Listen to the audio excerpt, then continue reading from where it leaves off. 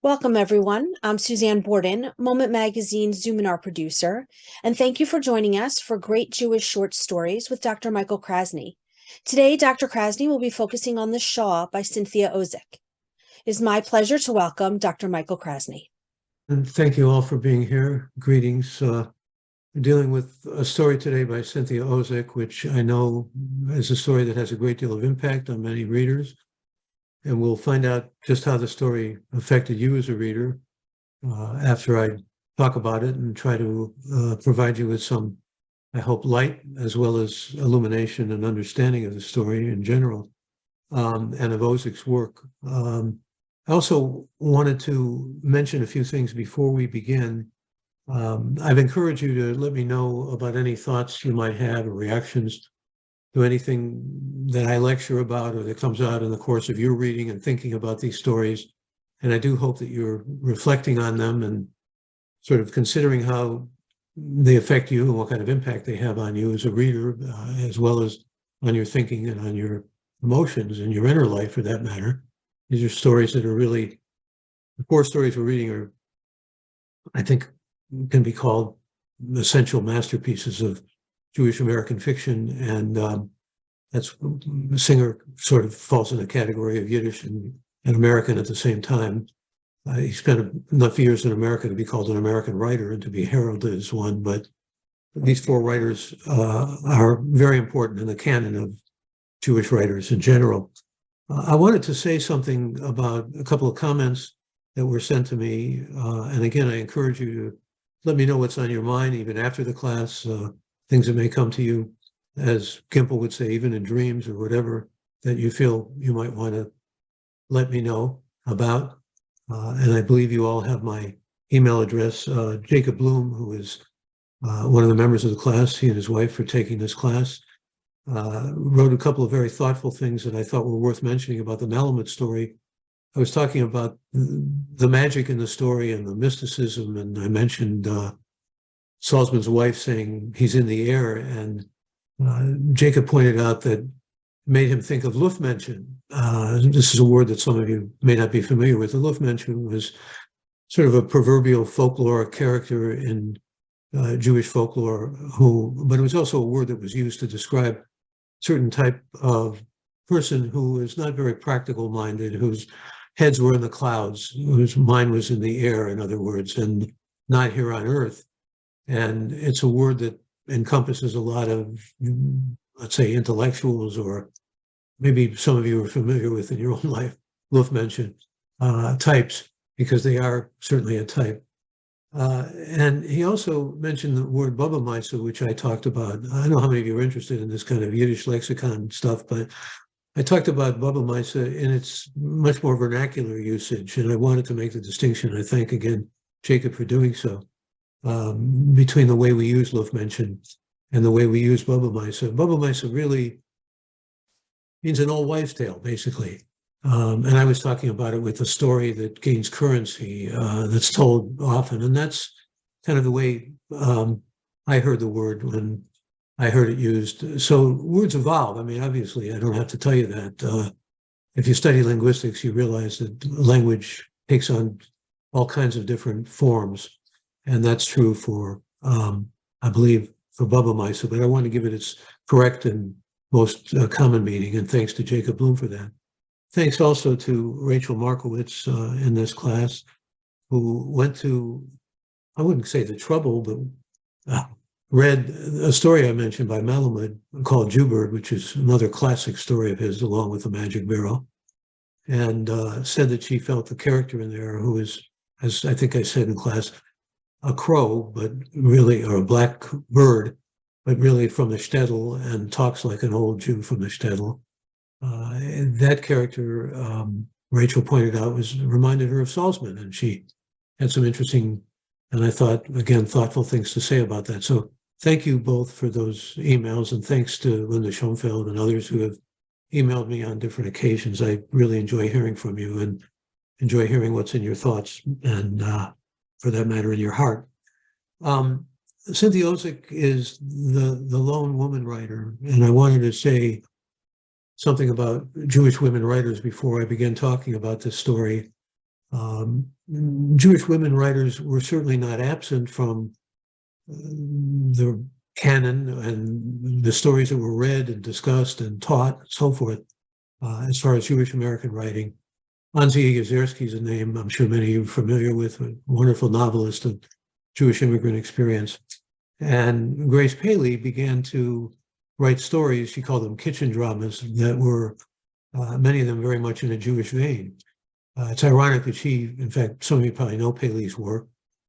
She wanted to write stories that really encapsulated the Jewish experience, even though she felt she didn't know a lot about it. Her parents were immigrants from Russia, Jewish immigrants, but she grew up in a pretty secular home, and she wanted to understand deeper what we would call Yiddishkeit, Yiddish culture, and the Jewish experience, and what it was like for Jewish women. But she also wrote about Irish women, and she wrote about women from different cultures than Jewish culture in her famous first book, The Little Disturbances of Man.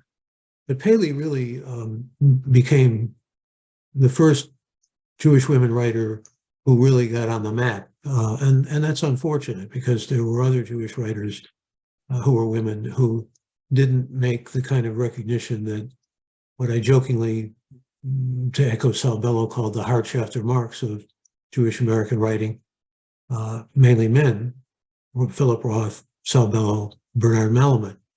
But there was also Norman Mailer, and there was also E.O. Doctorow, and there was Henry Roth, and the list goes on, of Jewish American men who were studied and who were lionized and given a great deal of importance. And there should have been more women.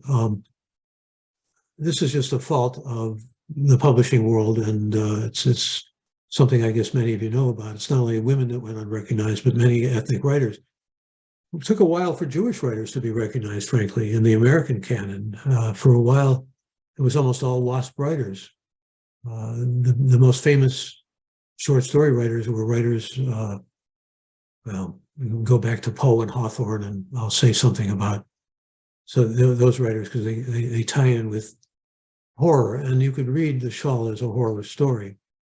It's not to say that it's in the American grain or anything, but one of the remarkable things about this story is it was written by a woman who had never been in any way, in any personal way, conversing with or experiencing the Shoah, the Holocaust. And I say that's remarkable because the story is so vivid and so graphic and so imaginative, remarkably imaginative in its detail and its almost hallucinatory and surreal qualities, that it seems to me that you could read the story and think Cynthia Ozick must have been a survivor, but she wasn't. She, for the most part, spent her life in New Rochelle, New York, and was the daughter of a pharmacist who had a drugstore, and she was very much an American girl. But as an American girl, she learned about the Holocaust, and it had an enormous effect on her and on her imagination.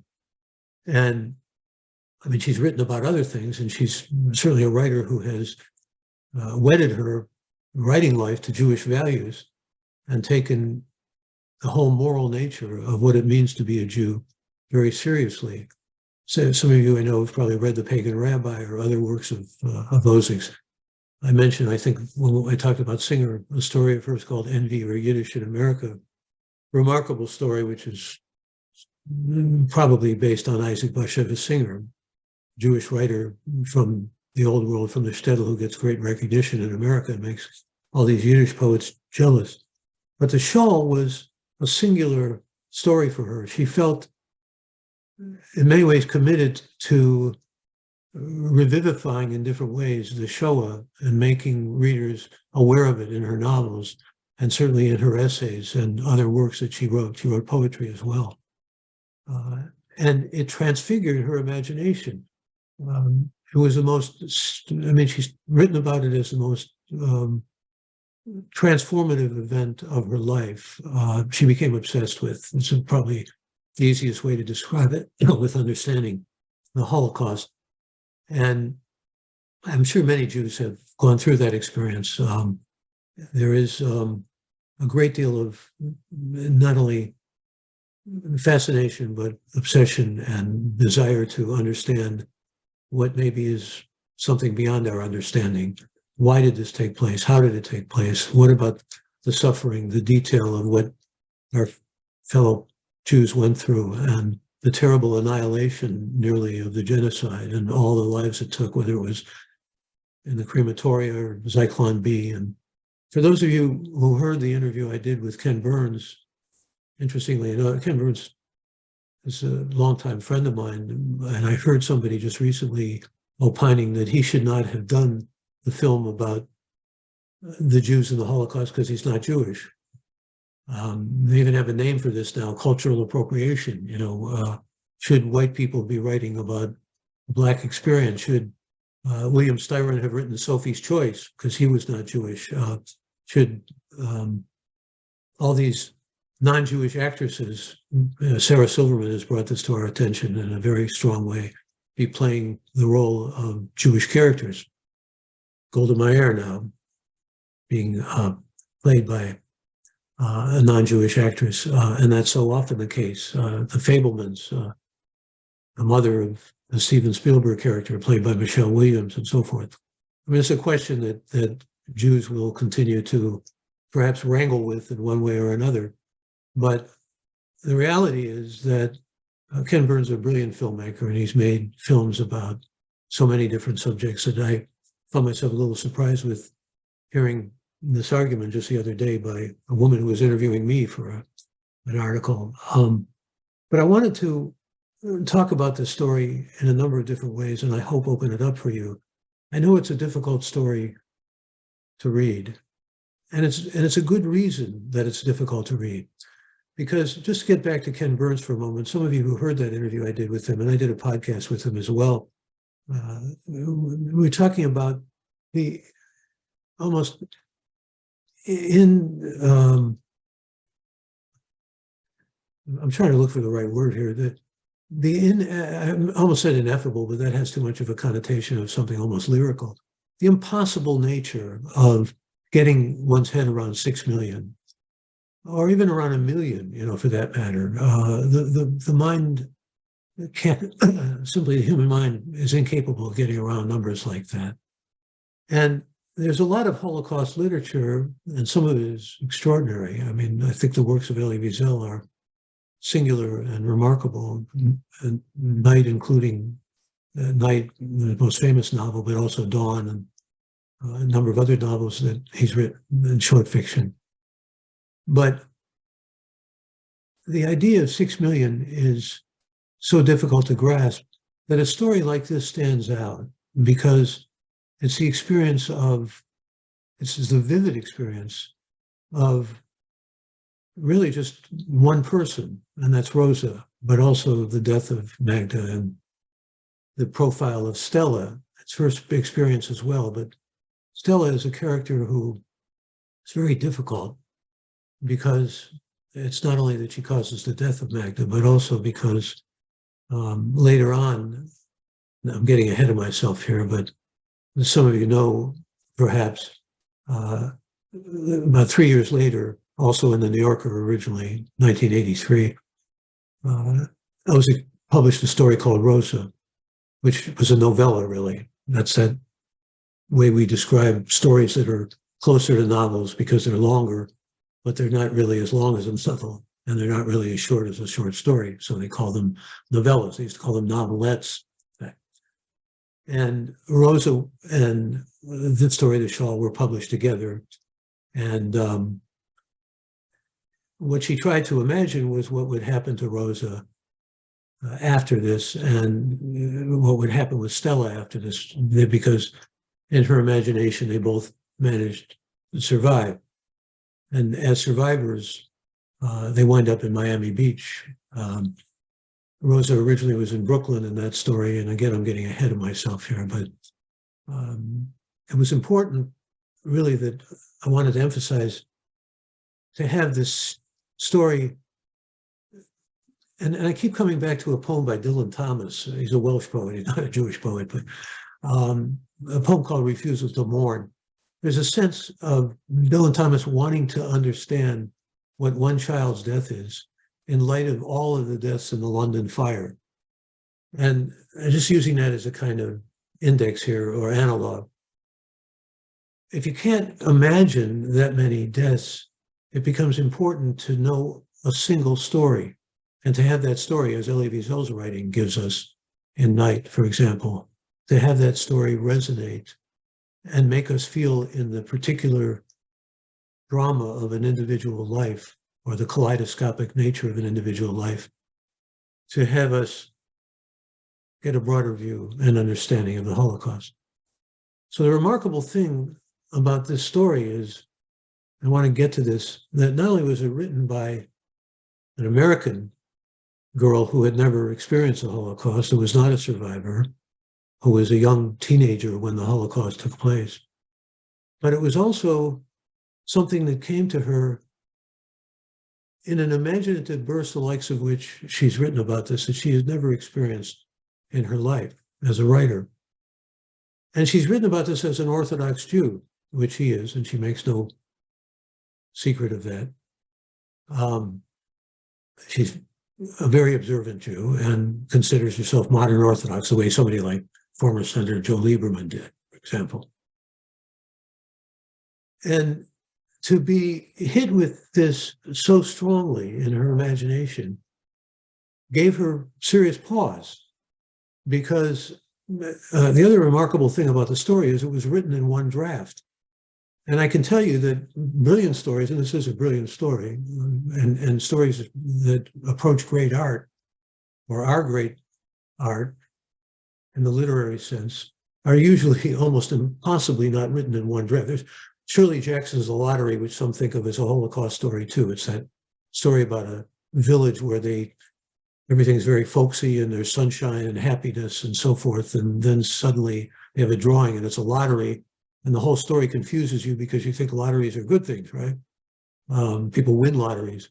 The person who's chosen, who picks a piece of paper with an X on it, gets stoned to death. And the story was also a New Yorker story. So many of these stories are. And it had more questions and letters and responses than any story that had ever been published in the New Yorker, including some people who wanted to know where this lottery was so they could watch it. I would say that to try to be funny. It's actually what happened, and it appalled Shirley Jackson. She couldn't believe, she was bewildered by it more than anything else. That it was just a story to her. But to Ozick, this was more than just a story. It was a one draft story, but it was something that she felt possessed by almost. I think that's the only way to describe it. And I don't mean demonic possession. I mean, it's just an alteration of a transfiguring of her imagination. And because she was Orthodox, she believed in the sacredness of the Decalogue, of the Ten Commandments, of Mosaic law. And there are those who say the commandments ought to be seen again in order of their importance. And the first one is no other gods before me. Nothing is worse than idolatry. Well, if that's the case, then there are many writers who began to say art has replaced or supplanted God. Art is more important to us. And art, and especially in a secular world, becomes the new God, if you will, or something that we can hold as sacred, or we can look at as replacing God even. And this was something that Ozick did not feel very at ease with or comfortable with, that her imagination should have been so affected that she felt the power of the imagination to replace in those moments what we call God, or what she called God, or the idea of trying to apprehend and be observant of God's law. So the story has all kinds of exterior sorts of stories that go with it in terms of Ozick and the impact that it had on her imagination and on her thinking and really on her belief system as a Jew. She did not forsake her belief. In fact, she maintained her orthodoxy. But the story mystified her, and it mystified her how it came about in one draft, because so much of her writing is true of so many short fiction writers. The stories had to go through a number of different drafts. So I wanted to kind of outline that because I thought it's important before we get into the story itself. And I do, as I said, want to hear about how this story affected you. Many of you have read Elie Wiesel, who It needs to be noted, along with Leonard Fine, as one of the founders of Moment magazine. And many of you certainly have read The Diary of Anne Frank, or read Primo Levi, or read other writers who have given us a sense of the Holocaust. And how do you get a sense of the Holocaust, really, is the question I put before you. I think this story achieves an emotional level of understanding of what the Holocaust was. Because, I mean, you begin with that line, cold, cold as hell, right? You're in hell. You're in a place without pity. And it's also cold as hell for other reasons. I think she's a very literate writer, and we think about Dante and the coldness of hell and betrayal, and there's this whole sub-motif in the story about Stella, who later on in the story Rosa becomes very cold, and the effect of the Holocaust on both Rosa, I mean, it changes their lives. And I really do strongly recommend reading Rosa, or reading these two together even. But let's stick with the shawl, because that's the story I assigned to you. And, you know, Stella takes the shawl away. Stella looks on Magda as, I mean, there's even cannibalism in this story. You know, things are so extreme and so hellish in this place without pity that there's maternality that Rosa feels toward Magda and toward her niece, Stella. But there's also that sense that Stella's cold, and Stella can't wait to possibly even eat Magda, because Magda looks like an Aryan to her. And what's actually Rosa thinks she hears is, we want to devour her. Cannibalism plays a certain significance here, because cannibalism, in terms of starving people, you know, is a reality. And the cold that we feel is also a reality. I mention it in context with Dante, because Dante writes about the center of the Inferno being the cold place, the place of ice for those who betray. And is Ozick suggesting that Stella betrays Magda? She sees her as being Aryan, possibly because of her blonde hair and her blue eyes, and therefore something she can eat. A distinction between the Teutonic Aryan look with the blonde hair and blue eyes and so forth. It's all a part of that. Those who were considered the master race were blonde-haired, blue-eyed Aryans, not Jews, or more. There are blonde-haired, blue-eyed Jews, to be sure. Look at pictures of people in the people of Israel, and you see a lot of blonde-haired, blue-eyed Jews. The point is that we're taken into a march, and we're taken into the world of internment in this story. And it's less than 2,000 words. It's remarkable what she achieves in terms of what is communicated to us, almost as if we're along this march and we're going along it. And there's, I mentioned William Styron and Sophie's Choice. There are a couple of Sophie's Choices here as well. You know, what if I give this baby to a stranger? She almost feels certain that Magda is going to die, but what if I hand it off to a stranger? Will the stranger take it, or will the stranger just throw, or will they shoot me as a result? What if I go after Magda? You know, I mean, these are thoughts that are brewing in her mind at the same time that she's trying to endure, and we're made to feel what she's enduring. I mean, the cold, the march, the relentlessness of the march, and so forth. It was something that so many Jews went through. So making us experience this story, and it can be very unsettling and difficult to reckon with, is something that Ozick felt she wanted to bear testimony to, okay? She wanted to create, and she did. I think she succeeds. And I just have always found it almost bewildering in some ways that she could do this without having any exposure to the European experience of what the Jews went through, and the death and torture and pain and horror of so many. And I said earlier that there is a tradition in American storytelling of horror, goes back to Poe, of course, but also Hawthorne's Young Goodman Brown, and mean, there's even some horror in Melville. There's the horror stories in American writing. Washington Irving's Headless Horseman, one of the earliest American stories. I only mention these because they go back to Europe also. They go back to German storytelling, which were horrific too. And so there's a tradition that I suppose you could say that Ozick is writing about. But this is not a horror story. This is a verisimilitude story in many ways. It's horror that is evoked in the story and that is created in what the experience is for us as readers, as well as Rose's experience, certainly. She's put in this position where she's essentially lost her humanity or any entitlement to her humanity and her motherhood and maternality. She's just an object, and that is at the heart of what Jews experience. I mean, there are certain images of the Holocaust that stand out. And I mean, there's pictures some of you may have seen, for example, of a young boy. It's in Poland with his arms up. He's just a child, really. He's putting his arms up in surrender. There are those images that stay with us or that are just so powerful. There's what Elie Wiesel was able to do in Night. And then there's the whole question of, can you create art out of the Holocaust? It's not an idle question. Elie Wiesel said, after Auschwitz, for example, first culture died and then art died. Those are Elie's words. See, Elie, because I knew him.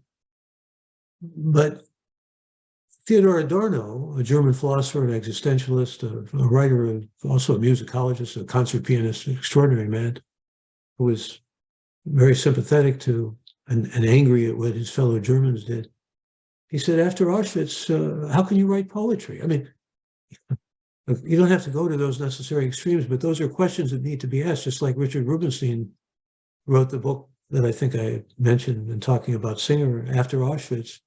After Auschwitz, many said, how can you believe in God? Where was God? You know, and how can you believe in art? And Ozick said, when she wrote the story, that somehow she realized the power of the imagination as never before and the power of art. So there's all of that that needs to be factored in, it seems to me, in any reading of the story or any deeper understanding of it. But there's also just the visceral level, the way the story affects your internal life as a reader. And it's one of those singular feats of literary art, I think, that just continues to be astonishing in the way that people are affected by it and the way that it makes impact on readers. Stella, by the way, in the story is supposed to be 14 and Magda 15 months. Rosa's last name, it turns out, is Lublin. You may know, some of you, The Magician of Lublin, Isaac Bashevis Singer novel. It's a city in Poland. Why she chooses these names is, he suggests sometimes names can be indicative of deeper meaning. The name Stella identified with, I talked about it with Malamud, stellar kinds of things, sky and so forth. I don't know how much you can learn from names. Sometimes they can lead you into blind alleys, Rosa, Magda. But this is a story about starvation. And it's also a story about the impossible dehumanization that was attendant upon those who experienced the Shoah and somehow got through it. And as I said, it has almost not only a nightmarish quality to it, but a dreamlike quality as well. If you go, for example, to, well, let's just look at the opening first. I don't want to, like I say, I don't want to get ahead of us here. The opening begins with that coldness, the coldness of hell, and that's quite an inversion, as I said. You don't think of hell as cold. And right away you have this jealousy, which, as I said, prefigures Stella taking the shawl away from Magda. We're told about the jealousy, and we're told how old Stella is. And there's that image of a walking cradle. I mean, there's so much remarkable and deft use of imagery in this story that it needs to be at least pointed out, and some of you are probably well aware of it in your reading, but it's a story that deserves to be read over just to realize what she does with elbows, chicken bones, and these kinds of things, which are so graphic and meaningful, really, and give us again that sense of just how emaciated the human body can become through the starvation. And meanwhile, in the meantime, Rosa is giving food to Magda. Stella, what little food they have, is of course not giving, and Stella is not menstruating and is emaciated and wants to devour Magda. And we're told that Rosa doesn't feel hunger, she feels light, not like someone walking, but like someone in a faint, in a trance, arrested in a fete, someone who is already a floating angel. There's that image again of something that's miraculous or beyond what Ozick provides for us in what I would describe as the verisimilitude. That's a fancy word, which just means the true to life, the true depiction in detail, but also in imagery of what Rosa is going through here, and what Stella is going through as well, although her jealousy and her taking the shawl cast her in a different light, as if teetering on the tips of her fingernails. And she's Rosa's described as a complexion dark like cholera. I mean, what an extraordinary image that is, to have, that sense of the look of cholera even, which is such a dreaded disease. And then we get also the star that's sewn into Rosa's coat, which Jews were, so we know without any mistaking it, where we are. We're in the Holocaust. We're there, right? It's not a place that we want to be. It's not a place that is going to provide us any comfort, to be sure. It's a painful place of horror. But there's this sense in the story, and I want to take you to the second last paragraph, where suddenly Rosa entered the dark. It was easy to discover the shawl. Stella was heaped under it, asleep in her thin bones. Rosa tore the shawl free and flew. She could fly. And suddenly, it's like Ozick is giving her angel wings or some kind of ability to fly that is her imagination. And remember how I wanted to emphasize much Ozick's imagination was affected in writing the story. She was only air into the arena. The sun heat murmured of another life, of butterflies in summer. And of course, we associate butterflies with the transitoriness of life, but also with beauty and with the summertime. And here they are in the coldness of the winter and hell. But her imagination is taking her beyond this death march. On the other side of the steel fence, far away, there were green meadows speckled with dandelions and deep-colored violets. Beyond them, even farther, innocent tiger lilies, tall, lifting their orange bonnets. It's interesting to think of this story in terms of the mentioning of tiger. There are the tiger blue eyes, there's the tiger lilies here. Some of you may find this a little remote, but I think of William Blake and his famous poem, The Tiger, the ferocity of the tiger, but also the beauty, the fearful symmetry of the tiger that Blake writes about in those twin poems from Poems of Innocence. There's the lamb in that poem, all its innocence, like Christ identified with the lamb, but also the tiger with its absolute unknowable ferocity. So we even here experience, we're out in the march, but these tiger lilies lifting their orange bonnets, and in the barracks, they spoke of flowers, of rain, excrement, thick turd braids, and the slow, stinking maroon waterfall, and slunk down from the upper bunks, the stink mixed with a bitter, fatty, floating smoke that greased Rosa's skin. That's the smoke of the crematorium. And that's those voices that she believes she hears, because the voices are there somehow, mysteriously. And again, Ozick's trying to capture just a sense of what the Shoah was. But we're in the barracks there. We're in also the march. Just these three people, a teenager, adult woman, and a baby. The baby was just starting to walk and starting to talk. Hadn't uttered a word because the shawl was in its mouth. It was a magical shawl because it was there for 3 days and 3 nights. And she was just milking off it, right? And it becomes the shawl that Rosa puts in her mouth at the end to keep her from howling like a wolf and from the wolf screech that's in her. So, in effect, we're taken on this nightmarish journey, which also has in it the moment of what seems like a dream, or at least an imaginative leap beyond the fence.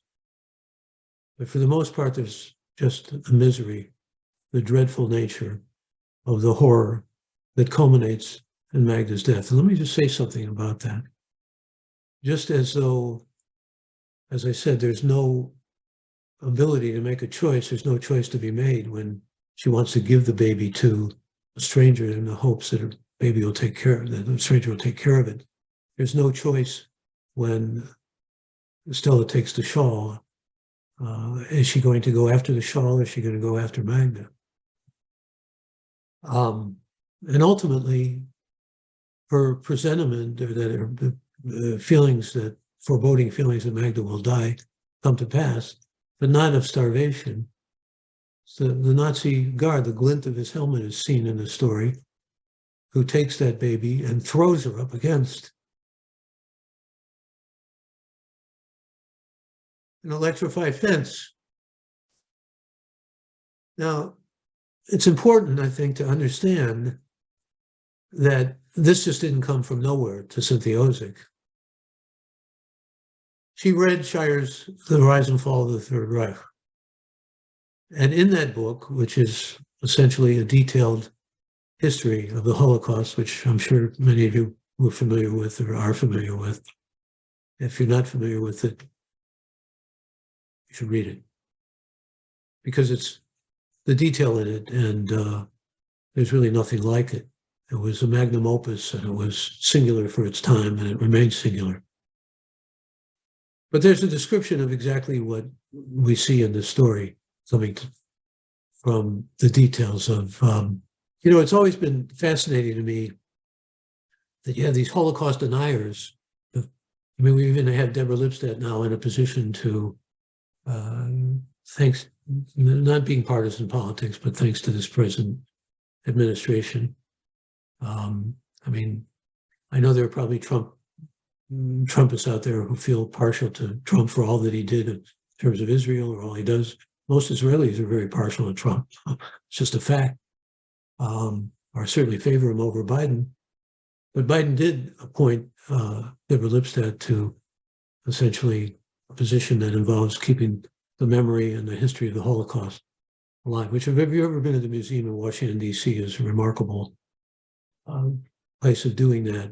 And again, I commend Ken Burns, because he made us aware, as we need to be aware constantly, of what not only our people went through, but so many went through. And there have been other Holocausts, right? Cambodia was a genocide. What's going on today in China with the Uyghurs went on in numerous places in Africa, but particularly in Rwanda. The Armenians went through a Holocaust, but never was a state set up to try to completely liquidate an entire people. And again, how does one get one's head or mind around something like that? Well, an American girl who read The Rise and Fall, I think, gives us that, provides, and it's a story that needs to be read by some of these people who on the internet are getting intoxicated with the idea that the Holocaust never took place. Young people for the most part, but some older ones, Mel Gibson's father. A lot of Holocaust deniers among white supremacists and so forth. They're strangers to history. You might as well say slavery never existed. You might as well say, that there never was a war with the Korean War, or Vietnam War, or whatever. I mean, it's just an outright denial of history. And the thing that it seems to me that powerful literary art can do is make these experiences palpable. I'm not saying that this is a story that could be used for enlightening people of but it can do that. It has that power to do that. And that was, as a moral writer who saw herself as a moral Jew, who held fast to the idea of literature having to have moral purpose behind it, even though it may have been initially transfigured entirely by the artistic imagination. Ozick is of that caliber, of that power, and in her writing, and other of her writing as well, but in so many ways in this story. So let me get back to the story itself. And I just wanted to emphasize for a moment the moral values in her fiction, because they're central. And what do we mean by Jewish moral values? We simply mean a sense of traditional values of respect for life, and particularly the responsibility of giving testament. And I think this story embodies the value of life as well as testament. I wanted also to talk about the story in terms of just nourishment, and not only the sense of the nourishment being something that has to come from another source, because these are people who are underfed, if fed at all, and particularly women in many ways, because men, unless they were older or infirm or not able to work, were given a little more value as far as their lives.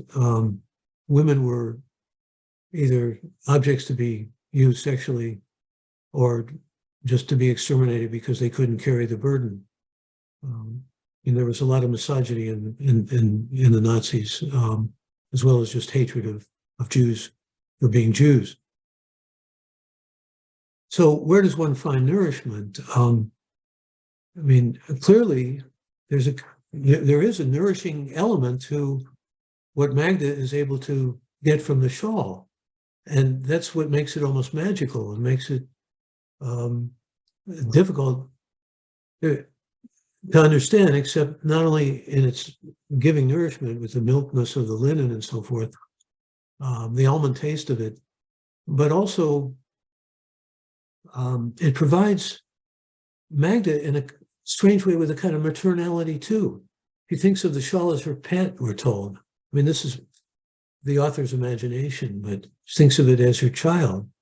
But it is that kind of relationship in a sense. And there are a lot of interpretations of this story. There's one, for example, who tries to make the shawl a talit because it has the qualities of a talit. In other words, something that we would identify with prayer and with observance, but for men. And Ozick was quick to respond to that and say, that isn't what I intended. There were other interpretations that said it's really a story about surviving. Well, it wasn't a story about surviving until she felt she wanted to write the after story of Rosa's and Stella as survivors. There was even what she called a pop psychology interpretation of this story that said it's about the transitional phase that infants have to go through to become apart from their mothers and so forth. And she kind of leveled negativity. It's like, this is a story I had to tell. It's not all these things that people are interpreting. Get into something in literature we call the intentional fallacy here. Even if Cynthia Ozick said, this is what I intended, this is what I wanted to communicate, critics have an opportunity, or at least have an supposedly inviolability of giving their own interpretations and providing an interpretation of the story, which is just what I was alluding to. And it doesn't mean necessarily that the author is right. The author is just another critic, according to this kind of notion of how literature is criticized and interpreted and analyzed. However, intentional fallacy notwithstanding, clearly Ozick knew what she intended, and it wasn't the kinds of interpretations that became identified with the story. Why did she give Magna blue eyes and blonde? I'm not, again, I don't know what her intention was. She wanted to maybe show that there are Jews that way. There's some who think maybe Rosa was raped and she bore a child of one of the Nazis and so forth. we don't necessarily really know from this story how to answer those questions. As I said, there are Jews who are certainly blonde-haired and blue-eyed. The story is told, for the most part, from what we call the omniscient point of view, the third person. Omniscient meaning all-knowing. The author is all-knowing, can give us all of the facts and let us know even what the characters are thinking and what's inside their hearts and minds. But the fact that we get into the mind of Rosa and the fact that we are given to understand what Stella is feeling in the way of jealousy and cannibalism and so forth can come to a great degree from largely the omniscient imagination. I also wanted to say that I was talking initially about Luft mentions. This has nothing to do with Luft mentions being in the air, but there's this metaphor that's sustained throughout this story about being in the air. Not only the idea that from the passage I just read that somehow Rosa could float beyond the fence and be in the air or be a floating angel in the air or be able to fly, but that she herself was only made up of air, or was only air itself. When she thinks about going into the arena, for example, and not knowing whether she can go after Magda or the Shawl. And those, there's that image of an air fat belly when Magda is thrown toward the fence. She's just like she's almost tiny. The helmet is glinting, as I said earlier, but she's no bigger than a moth. Described that way. I mean, these images are just so, they just grab hold of you in a way that is almost ineffable. It almost escapes language, though I do want to find out from your descriptions how this story made impact on you as a reader and what you find in it that is of importance to understand and to really be able to glean. I had getting back to Cynthia Ozick for a moment. I had the privilege of interviewing her. It was a strange in some way. Well, I interviewed her a couple of times, but I was thinking about the interview I did with her on the radio, which was very strange in some ways because I'm not dropping names here. At least I don't think I am, even though I sound like I am. But I had interviewed before her Tony Kushner, who many of you know from Angels in America. And also now writes, he was the co-writer with Steven Spielberg of the Fableman movie that is now out there and won all these Golden Globe Awards. And Tony was someone I got to know and had the privilege of interviewing a number of times, different occasions. But this was the first time that he had talked about Israel. And the number of times, mainly we talked with him about his work. And as some of you know, he's very critical of Israel in terms of the treatment of Palestinians, even though he considers himself a supporter of Israel. And I know some of you may see those two as being mutually exclusive. But Kushner was certainly someone who supported and believed in the Jewish state at the same time that he felt there was an occupation and there was mistreatment of the Palestinians and so forth. I don't want to get into this whole area. I'm telling you this for a reason. Cynthia Ozick heard the interview, and Kushner also co-wrote Munich with Spielberg. Well, actually, did most of the writing on Munich, and many people saw it as a film that was overly sympathetic to the Palestinians. This depends on how you view the whole nature of the conflict between the Israelis and the Palestinians.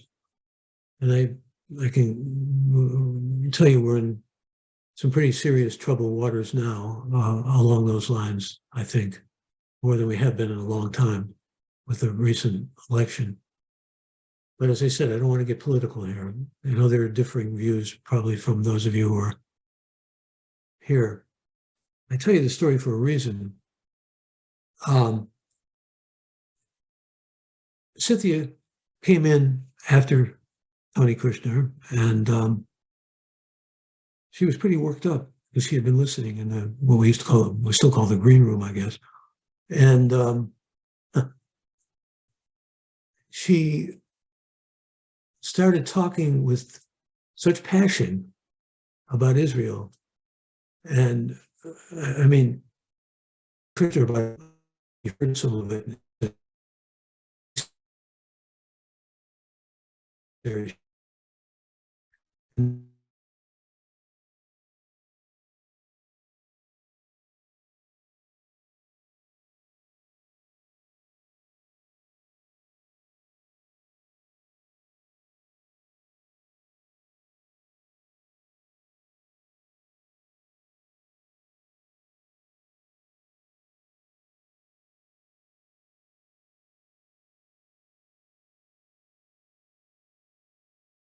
Michael, are you there? Michael has frozen, so just give me 1 second to see. I think he's gonna reconnect. Give us 1 second, please.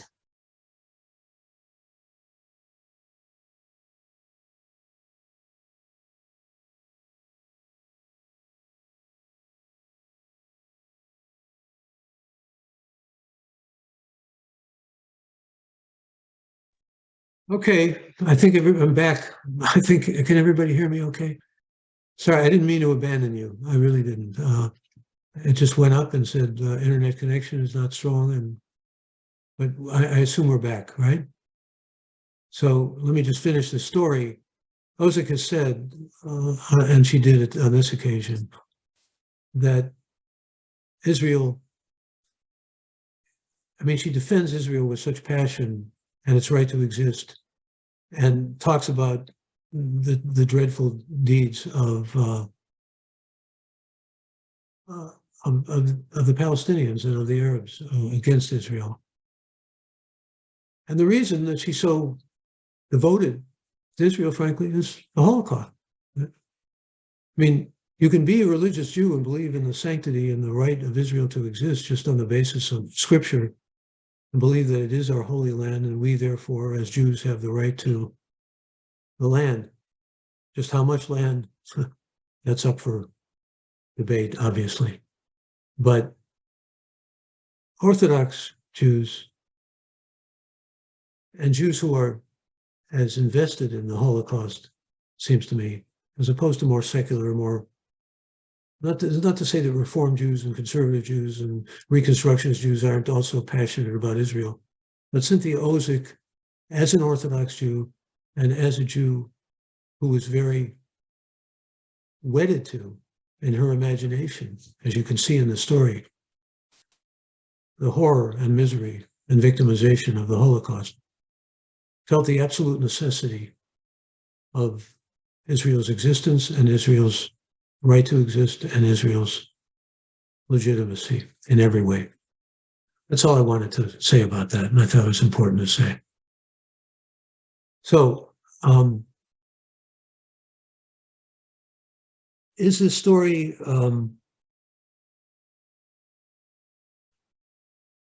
yes, I wanted to find out your responses to this story, and some of you may have already put some of those in the chat room, but I wanted to hear also some voices in this and your own reactions and your own, if you can take an emotional temperature of how the story affected you and why, what kind of impact it had. I realize I've talked a lot about it, but I want to know if there are any questions or any kinds of things that any of you wanted to raise. I can go back actually to the text, but let me open things up now. And let me find out. Sure. Thank you, Michael. Just a reminder to folks, you can type your question in the chat and I will ask it, or you can go to the bottom of your toolbar and click on the reactions button and then click on the hand and we'll let you ask a question. Just to start off though, Joyce, when you were talking about cultural appropriation, made a comment that if we take cultural appropriation to its limit, then men should not write about women and women shouldn't write about men. What are your thoughts on that? My thoughts are that's absolutely correct. I'm with you on that. Madame Bovary was written by Gustave Flaubert, and when he wrote the novel, he said, Madame Bovary, c'est moi. I'm Madame Bovary, right? I created her, and she's a creation of me. I understand these gender lines and ethnic lines are people are very sensitive to them. But if you believe, again, in that power of the imagination, of a literary imagination, then gender boundaries and race boundaries can maybe even be crossed. There were a lot of Black Americans who wrote novels about white people. And there were a lot of white people who wrote about Black Americans. And a lot of this started with a novel called American Dirt, which was about the immigrant experience. And there was a lot of anger that a woman who was not a Latina and was not part of the immigrant experience had written it from that point of view. If you can imagine that point of view, it used to be thought of as kind of a strength of the imagination, that you could go beyond the boundaries of your own ethnicity or your own gender and actually occupy. I use that word advisedly because of his talking about Israel, but you could occupy the mind or heart of someone who grew up in a different identity that you had. You know, I'm also thinking about the great line of, and I'll try to say it in the way he said it, Tennessee Williams, who wrote Streetcar Named Desire, when he was asked, how could you have created Blanche Dubois? She's such an extraordinary woman that you've created here, such a multidimensional woman, so many ways realized full character, and you're a man. And just like Flaubert, he said, but he said it like Tennessee Williams would say, my dear, I am Blanche Dubois. You know? So I don't want to be funny about this, but because it's a very controversial area and I realize that a lot of people who are described as woke, and that's a kind of misuse of that word, it originated in the Black culture just to describe something that was attendant upon their experiences. Now it's used by a lot of white kids and kids in general, young people, older people too, to describe things like cultural appropriation. And I think there's something to be said about the literary imagination is really all I'm emphasizing here, and the extraordinary nature of it. Ozick certainly experienced it when she wrote this story. Thank you. I'm going to read a question from Francie, and then we'll take a question from Eleanor and then from Stephen Mandel. So Francie's question is, at the end of the story, when Rosa eats and sucks the shawl, could this be indicative of Rosa's eating Magda? It's an interesting interpretation. Thank you for that. Could it be? Possibly. But of course, remember, she wrote a sequel, and yet that sequel does suggest a kind of coldness that goes into Stella's heart that stays there. I don't know. I suppose it could. That's a kind of wishy-washy answer, but you know, when you go beyond what the text allows you to interpret, you have to be careful, but you also can sometimes essentially support it with other things in the text. It's pretty clear that Stella wants to eat Rosa, that she feels that she's Aryan and therefore she can be eaten. So I don't know. My dad used to say, don't be afraid to say, I don't know. That's why I wrote a book about agnosticism. Sorry. Eleanor? You just have to unmute yourself. Yeah, I have two things that I'd like to say. You mentioned early on how difficult it is to imagine 6 million of anything. Maybe not even difficult, impossible. I think impossible. Yeah. There was a story many years ago of a school teacher, I don't remember where it was, and she was teaching about the Holocaust and had the kids collect paper clips until they got 6 million paper clips. Are you familiar with that at all? I remember reading about that story. Yeah. Yes. And you know, it got to be something so very enormous, and apparently it was a good teaching method. The other thing that struck me, it's a shawl. It's not a blanket. And I kind of had the feeling almost that Rosa was wearing the shawl. A shawl is something that a woman wears, and then she had to wrap the baby in it. It wasn't the baby blanket. Yeah. Again, that's not in the text, but I think that's probably an astute supposition or inference that you've made about the story, because women generally wear shawls. Certainly, you don't use a shawl to nurse a baby, Right. and they wear them usually. You could say decoratively, or in terms of in fact, you could even make the argument that shawls are identified with women who are better dressed or maybe even more bourgeois in some fashion than part of impecunious women, women who are impoverished or have nothing. A shawl is almost a kind of luxurious thing in some ways, I suppose. So there's a lot of identification with the shawl being a shawl, as you're suggesting, Eleanor. Thank you for that. Also, I'm wondering how come there's a 14-year-old and then a 3-month-old or however old the baby was. But you thought maybe she had been raped. Well, I think it's a stretch because we don't know what time period this is. We don't know how long they've been in whatever the camp is, Auschwitz, Buchenwald, Bergen-Belsen, could be any of them, right? But there's a march that was associated with certain camps. Right? But there were women who gave birth to babies that were essentially inseminated by rape, by Gestapo, and by guards who impregnated them. I got that and it says my internet connection is unstable. Let's hope we stay with us. So I don't know. Eleanor, thank you for your comment. Yeah, Michael, we can hear you. You might need to turn off your screen for a minute and then turn it back on, but we can still hear you. We're going to go to Stephen for a question, and then I'm going to read a question that somebody sent in. Okay, so what I was affected by was when, I don't know if you can hear me.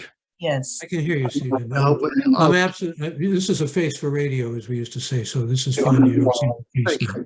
Yeah. When Magda was thrown in the air, Magda, from what I understood, was mute, but Rosa heard her cry as if it was a graceful death, and to imagine the unreality of the situation. That's, again, very thoughtful comment, Stephen. Thank you for that. She doesn't utter a sound. She's muted. Even the word dumb is used. I'm sorry. Am I being heard? Yes, we can hear you. Oh, okay, because I heard a little bit of squawking there. I didn't know if it was me or. That's the first. They don't know. I mean, her mother doesn't know if she can hear until she gives that sound, ma, like that. Yeah. So also kind of a mommy sound or ma sound, but it's as if she finds a voice without the shawl in her mouth. So thank you for that. Yeah. Thank you. From Rachel. She wonders if Ozick, like us, read The Magic Barrel before writing this, giving her use of the name Stella and the presence of the magic shawl. Well, I like that intertextual notation. I don't know what Ozick read, but it wouldn't be a far stretch to assume she had read Malamud. And by the way, Malamud in Hebrew means teacher. Malamud is a teacher, and he may have well been a teacher to Cynthia Ozick or had influence upon her. He was one of the most prominent and preeminent Jewish writers of his time, and The Magic Barrel was written years before the Shawl was written. So Shawl first appeared in 1980, and The Magic Barrel was 58. So it's the possibility of influence is there. Thank you for bringing that up. When I talk about intertextuality, I just mean the relationship of one text to another or one writer to another. And it's not only writers who go before. Sometimes intertextuality takes on the whole question of writers who come after. Cynthia Ozick's work can be seen in light of writers who came, like Jonathan Safran Foer and other Jewish writers after her. You can see her influence in those works as well. Thank you for that. Our next question, we're going to go to Renana. You just need to unmute. Okay. Um, I thought the story was magnificent. And the comment that I have is her use of what I've always thought was kind of magical realism that a lot of South American and Latin American writers have used when they talk about the most horrendous experiences and they want to bring something magical in to make it better. And I was wondering, are there any other writers who have taken experiences in the Holocaust and used magical realism to convey the horror? Because to me, it was all the more powerful because of the use of that. Renata, astute comment. I think magical realism may indeed be something we can discern from this story. You're right about South American writers. We usually identify magical realism with writers like Carlos Fuentes and other writers from Mexico, but also even farther south, Isabel Allende, Chile. But even Rushdie, I say even Rushdie because he's an Indian writer, British educated, uses magical realism. Toni Morrison uses magical realism. This became something identifiable with a lot of post-World War II writers. You don't see a lot of it in Holocaust writing, though, like you've identified it here. And it does give the story a whole other lift and dimension. That's correct, I think, in your astuteness, as I described it. I think you're also correct in describing the story as magnificent. But the fairy tale quality of imagining of those who have been through is more in the memoirs. What was imagined in terms of escaping the Holocaust by those who were interred in it. Tell you a quick story here that it's in my book. I mention my books because it all sounds like I'm flacking for myself or something, but I did a book on Jewish humor a few years ago, and I had occasion to talk about it. And at the time I was speaking about it, somebody in a Q&A session, sort of like this,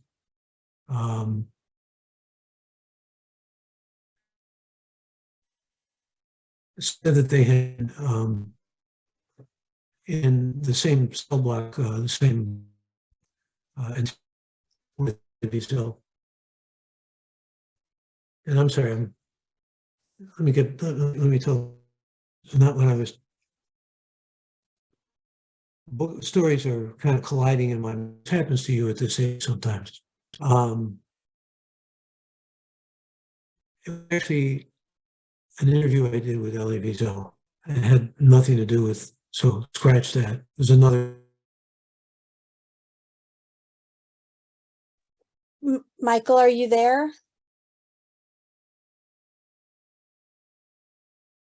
Sorry, folks, give us 1 second.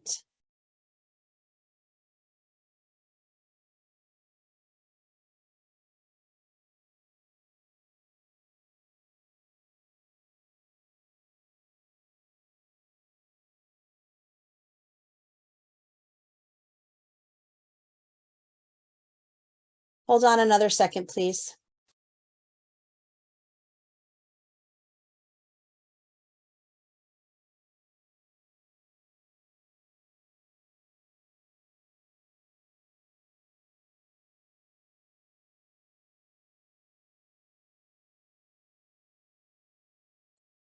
I think Michael's logging back on with his phone. I'm back on. I was going to go on my iPhone. I don't know what's going on here. This is frustrating. I was on my iPhone because I disappeared and it said internet, maybe something with the electricity outside or whatever. Everybody's hearing me now, though? Yeah. Okay. I'll make this story quick. I was going to tell one story and then I thought of another story, and I beg your forgiveness with these stories because they're digressions and I want to stay with the shawl, but it's a story that the magic realism just kind of triggered in me. It was actually an interview I did with Elie Wiesel, and somebody who was there at the time knew him in the camps. And it was a reunion. It was very moving. It was touching because they didn't even know. Well, he knew Ellie was alive because Ellie became quite famous, but Ellie didn't even know that this man had been alive, and they embraced, and it was really poignant. But they were talking about things they did to sort of keep their imaginations alive. And one of them had to do with the commandant, who was brutal and sadistic, and who they hated, obviously, and had a great deal of enmity and hatred against. But they found they would imagine stories about different things that would be done to him, or they would make fun of him in certain ways that really gave them life. I mean, there's that sense of the magic of humor that I was thinking about my book, because I write about that magical sense of humor that sustains Jews and has for thousands of years, one could argue. So the stories got crossed, just like this internet is getting crossed. So I hope that we're not having any more obstacles in the time we have left. And I know there are more people who want to talk here. I was just making the point that memoirs do often tell us about ways that the imagination and magic through the imagination would allow for an outlet or an escape or a way to deal and survive. So, end of my response. I see another hand. I'm going to ask two questions, and then we'll go to Jerry. First, Sandy's comment is, there are many blue-eyed blonde Jews, so I don't think that rape is part of the story. And Jacob and Nancy have said, we don't know how many children of Rosa's have already died. A 13-year difference between the oldest and the youngest child doesn't seem improbable. If you have any comments to that, those two questions or statements. Both good comments. No necessity for me to say anything. Thank you. Okay. Jerry, you want to ask your question? Couple of comments. First of all, perhaps it was easier for Ozick to write about the Holocaust not being affected by it personally. She could, one of the powerful things about this story to me was how she touches on all of the senses in such a profound kind of way. So you can see what's going on, you can smell what's going on, you can taste what's going on, you can hear what's going on. She starts with the cold, you can feel what's going on. And it's remarkable to me how with those words, you really experience what's going on in a way that's even more powerful than watching a film of the camp, which you figure, well, how could anything be worse than that? But there is this kind of power in her words because she touches you in every way. And again, maybe she's able to do that because it doesn't trigger her. And the only other thought I had was about Magda looking Aryan. And my thought was, well, how senseless, like, to make these artificial distinctions between Aryan and Jew. There is no distinction, really. That was my take on that. That's a good take. Thank you for that. I'm with you on that. And I like what you say about all the senses that she makes us aware of in the story. Again, a very good comment. Also, does an outsider have a better view, perhaps, or a different vantage point that can be of value? I think you're raising that whole question. It gets back to the old idea of cultural appropriation. I taught Black literature. I don't know that could be done today to largely Black students, first year as a professor, and many years ago. But it was, at the time, still somewhat radioactive. And I told the students, I have an outsider point of view, and there are advantages in having an outsider point of view. So I like what you say about Ozick's not having been in Europe and not having lived through or endured any of the Holocaust, because it speaks again to the power of the imagination, that she could conceive this and give birth to this story. I use those maternal metaphors, I think, appropriately. But it was scary to her too, that she could actually feel. I mean, when you talk about the senses, you almost feel as if you're going through this experience, like I said, you're there. That's what literary art, that's the power of literary art. And it scared her. I mean, it frightened her. That it was transfiguring to her. Thank you. Thank you. Lila has two questions. The magical realism may help a person to survive the experience, both then and later. Otherwise, why would Rosa not want to die after Magda does?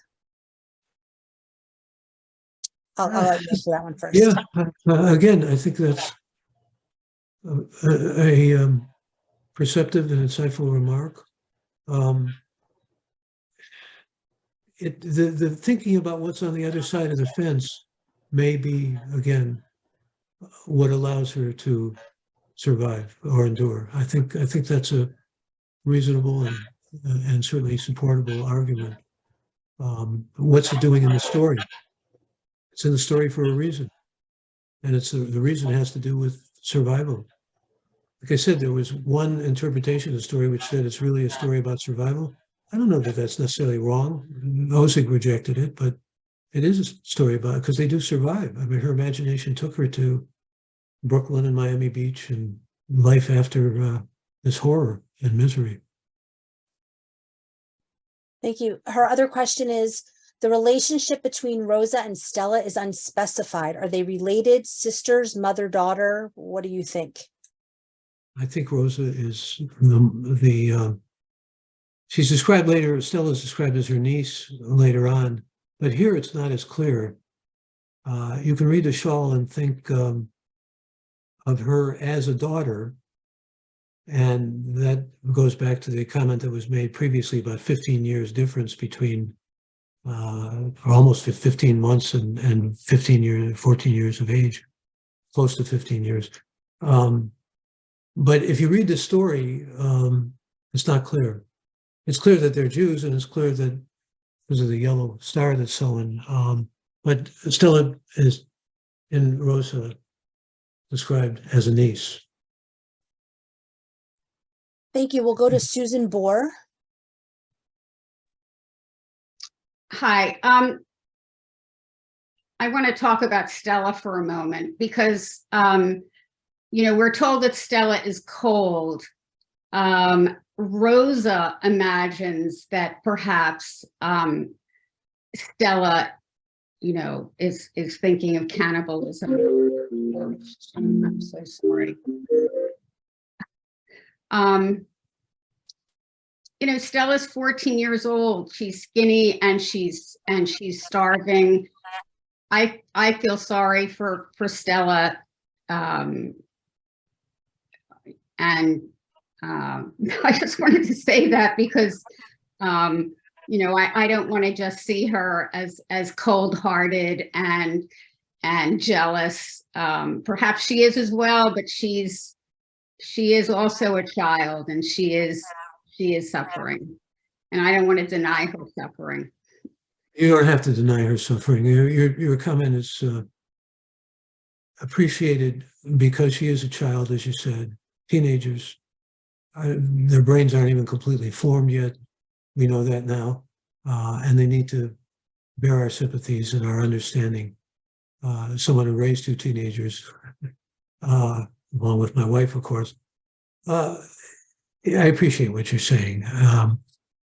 Ozick makes us feel the coldness, though, that comes from the abject misery and horror of what they're going through. And she does use the word evil about Stella, and yet that's a pretty powerful word to use. But if the evil is in her heart, it's evil that, like many teenagers, I mean, there are teenagers who are killing people, there are teenagers who are filled with rancor and anger and hatred and hostility and so forth. Is it something that they're born with, or that is nature to being a teenager? A lot of it has to do with often the way they're not nurtured, or the way they're not cosseted and cared for and loved, and all those things missing from their lives. So if there's coldness in this teenager's heart, it has to do, perhaps, as you're suggesting, with what she's enduring and what she's And jealousy could come naturally from a situation like this, couldn't it? Jealousy is understandable in a situation like this. I use a situation very advisedly, but the horror of this. So thank you for that. Renana says the shawl could have been used at the end of the story to muffle her own screams. Perhaps that is the way she survives, just as Magna has used the shawl to survive. That's absolutely right. That is how the shawl is used to muffle her own screams, because she realizes that if she screams, she's a dead woman. Just as she realizes if she runs to retrieve the shawl retrieve Magda rather than the shawl, she's dead. But just as she knows that even if Magda is heard, she's going to be dead, and is. So there's all of that that has to be factored in. And that's precisely what happens. She takes the shawl and muffles her own, calls it a wolf scream, the wild animal that's in her that has endured all of this horror. Thank you. We're going to go to Susan Beckerman. Thank you. Yes. Yeah. Thank you for all these comments and questions. Thank you. When the mention of the electrified fence wires is first appears in the story, as I recall, and I listened to the reading by Joyce Carol Oates, which was marvelous. My first thought was that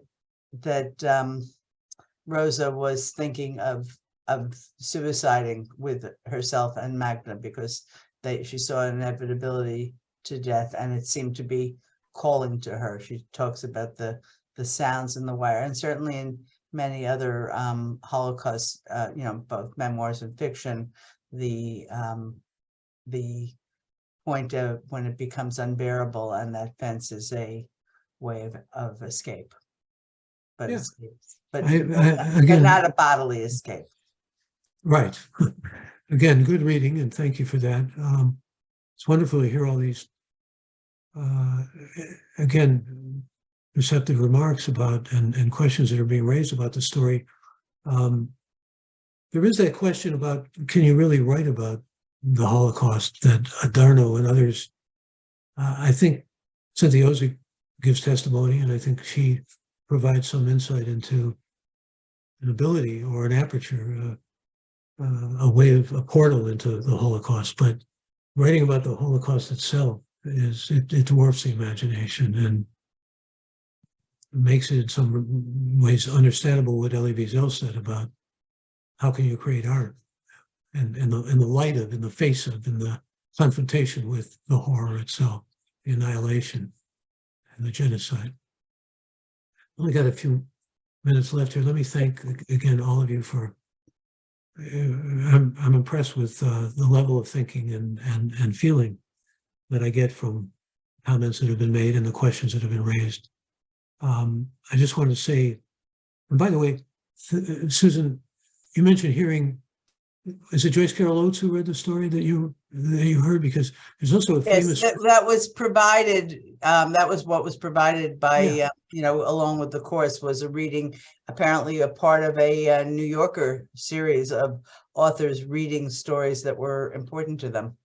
Yeah, Susan and Moment provided that, and thanks to them for that. There's a reading of this story by Claire Bloom too. I just wanted to mention, and there was also, believe it or not, an attempt to make a film of this by Sidney Lumet.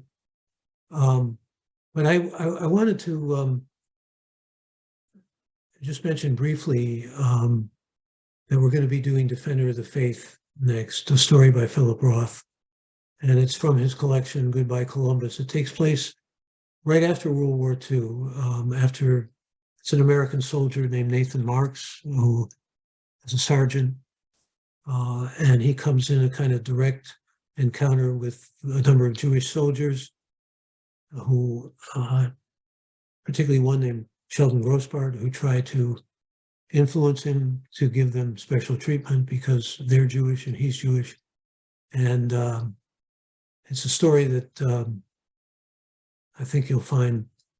Well, let me say this about this story to think about.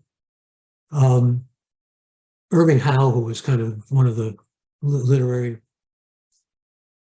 canonical figures of literary criticism of his day. He wrote World of Our Fathers, a book about Jewish ancestry and immigration to America. Remarkable book. He thought he kind of labeled Roth a self-hating Jew and didn't like the stories in Goodbye Columbus. I'll talk a little bit about that maybe next week because it bears scrutiny. But that particular story he found to be an astonishingly good story. And there was one story from the volume that he felt was worthy of his, Irving Howe's, praise, the pater familias of literary criticism and so forth. So I think you'll find it provocative, and I think you'll find it enjoyable. It's Roth is, whatever one wants to say about Roth, he has his detractors. He's a great storyteller. There's still some hands up. I don't want to leave them. We'll get to that in 1 second. I know Michael a different Michael had made a suggestion, which we can do. He asked if we could put together a list of all the short stories you have mentioned today and throughout the classes, and that we share that with everybody, because I know people are interested in reading some of those stories. So we can go back and do that. Susan, I know you had, Beckerman, you had a quick announcement you wanted to share.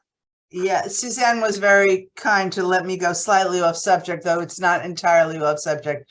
Last night, I had the experience of seeing the film Remember This, which is actually a film of a play about Jan Karski. And some of you may know who Jan Karski was. He was a young Polish man who served as a messenger from Poland, at least initially, to the government in exile. But when he was exposed to the situation of the Jews in Poland, he also took on the task of trying to communicate to the Allies. We're talking about 1943, to tell what was happening in hopes of getting something to happen that would prevent the total annihilation of the Jews of Poland and all of Europe. So it's called, so a film was made. There was first a play, and a film was made of a play. And for those of you who are in the New York City area, starting on January 27th at the Quad Cinema, which is in Greenwich Village, 13th Street, they're going to be screening the movie. And then if some of you are in Los Angeles area, at the Laemmle, I guess that is a chain. It's Laemmle, and this is the one in Santa Monica.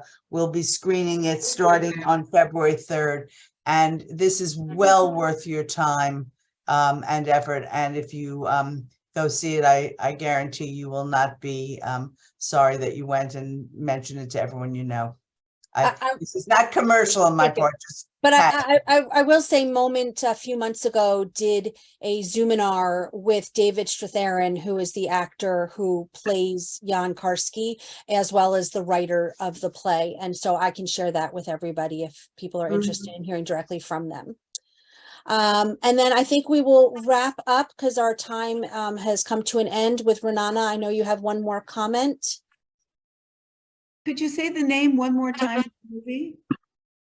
Remember This. It's called Remember This. It's excellent. And Excellent. it will at some Remarkable. point eventually be on PBS, but Yeah, it's remarkable, it really is. Go ahead, Renana. Okay, thank you for that recommendation. What I wanted to say, I don't know whether any of you had this problem, but I very much appreciate Moment giving us access to the two stories, that is the Shawl and Defender of the Faith, in your website. But I clicked on to read the Shawl and also Defender of the Faith, and all I got was an ad for subscribing to the New Yorker. I will listen to it because I could not get Defender of the Faith in the library.